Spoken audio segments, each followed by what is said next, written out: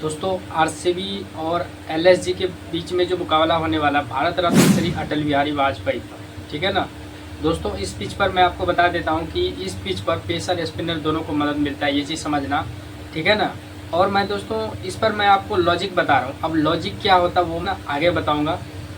तो सबसे पहले जो भाई फेसबुक पर नए फॉलो कर लेना और एक प्यारा सा कमेंट करके लाइक कर देना, समझ गए। चलिए वीडियो को करते हैं स्टार्ट।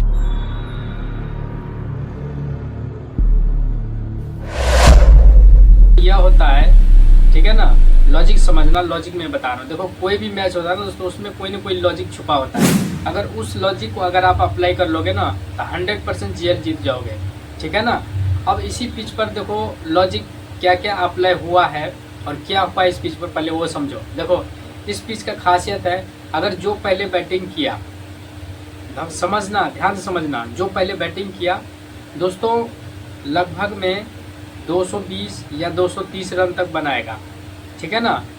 खास करके अगर देखा जाए आरसीबी और एलएसजी के बीच में, तो बैटिंग अटैक जो है ना आरसीबी का थोड़ा स्ट्रॉन्ग है तो एलएसजी का भी है अटैक है ना। जैसे फिलिप चार्ल्ट हो गया, कोहली हो गया, और यहाँ से अग्रवाल भी आ गया है, ठीक है ना।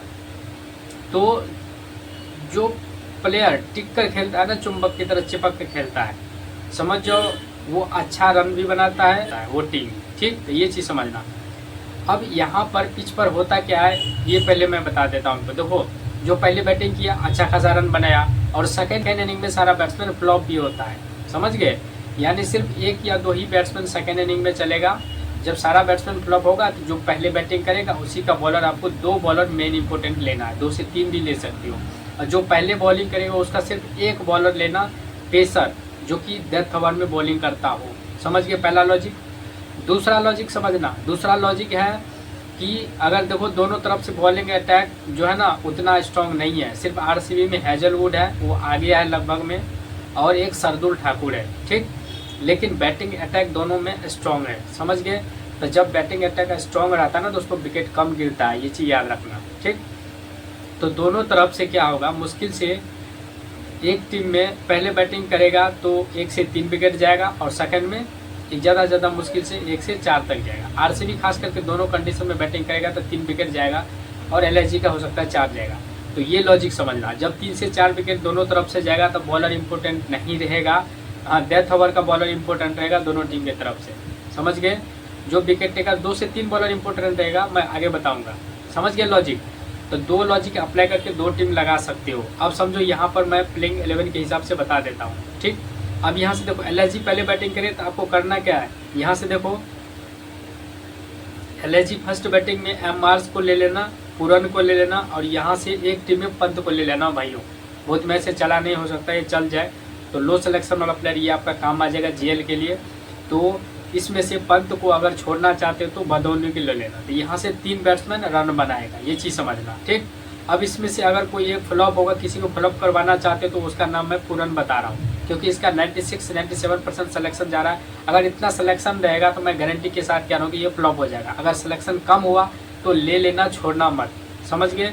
अब इसमें इसको छोड़ोगे तो लेना किसको है ये भी समझो, लेना है आपको अब्दुल समद को, ठीक है ना। ये 2 पंत प्लेयर हो जाएगा तो आपका टीम 1 नंबर पे जाएगा। अब क्या करना है, यहाँ से पहले बैटिंग करते हुए सेकेंड इनिंग में जो है ना, सेकेंड इनिंग में आपका 20 सिंह को ले सकते हो या फिर आवेश खान को ले सकते हो। इसमें से दोनों में से किसी एक को ले लेना, और यहाँ से और एक जो है ना ये डेथ ओवर का बॉलर है, तो आप चाहे तो एक बॉलर के साथ जा सकते हो, समझ गए। अब इधर से क्या करना है, अब इधर से देखो पहले बॉलिंग करिए आरसीबी शर्मा को ले लेना, लो सिलेक्शन है, और दूसरा हैजलवुड को ले लेना, ठीक। हैजलवुड यहाँ से आ गया हैजलवुड, तो इधर से 2 बॉलर, इधर से 1 बॉलर, समझ में आ गई। अब सेकेंड इनिंग में क्या होगा दोस्तों, सेकेंड इनिंग में फिलिप चार्ल्ट और विराट कोहली, ठीक है ना, और यहाँ से अग्रवाल, ये 3 प्लेयर आपको जो है ना टिक कर खेलेगा, सारा रन को चेस कर लेगा। ये लॉजिक समझ में आई। अब इसी में से किसी एक प्लेयर को और फ्लॉप करवाना चाहते हो, वो है कोहली दोस्तों। इसका भी सेम जा रहा है, 96-94 जा रहा है। अगर इतना रहेगा तो ये भी फ्लॉप हो जाएगा। कोहली का बता रहा हूँ और पुरन को बता रहा हूँ, इन दोनों का सिलेक्शन इतना रहा तो फ्लॉप हो जाएगा दोनों, ठीक है ना। जब आरसीबी का ये दोनों फ्लॉप होगा तो लेना किसको है आपको, यहाँ से पटीदार को रखना है, समझ में आई बात। पटीदार को आपको दोनों कंडीशन में रखना, ये चीज़ समझना, समझ गए।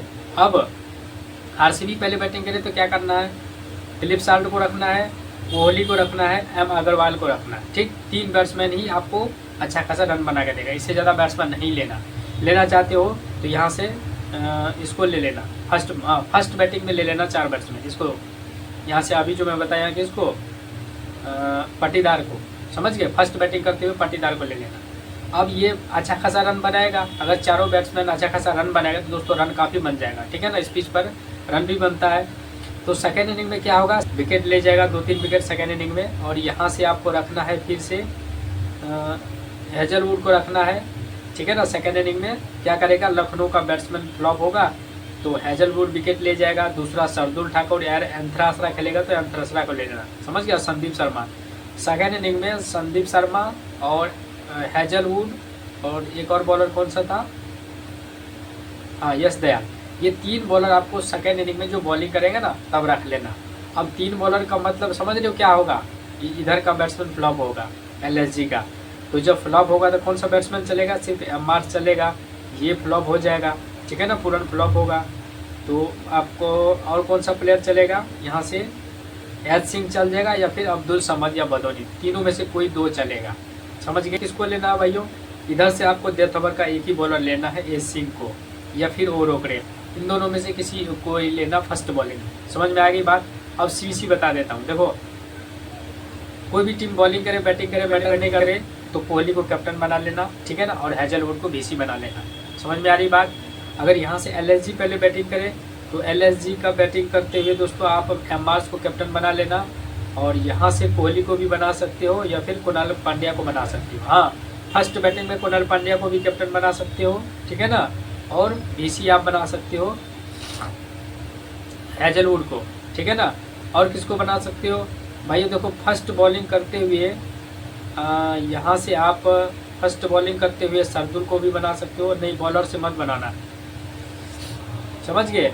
और यहाँ से आप एक और काम कर सकते हो, आरसीबी के एम अग्रवाल, हाँ फर्स्ट बैटिंग करते हुए दोस्तों एम अग्रवाल को कैप्टन बना लेना फर्स्ट बैटिंग करते हुए, क्योंकि देखो विराट कोहली 30-40 रन बनाएगा तो जल्दी आउट हो जाएगा, तो अग्रवाल टिक्कर खेलेगा, ये टिक्कर खेलता है बंदा, तो इसको कैप्टन बना सकते हो। इसको कोई कैप्टन नहीं बनाएगा, आप कैप्टन बना लेना, ठीक है ना।